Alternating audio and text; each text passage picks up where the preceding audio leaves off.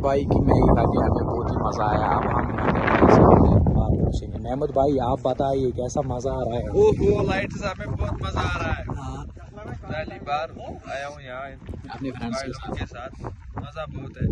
अभी और भी कुछ देखना है बाकी। हाँ, एक जब दिन दोस्तों के साथ आते हैं तो वो अलग ही लेवल सब का कुछ मजा आता भूल है। जाता है इंसान।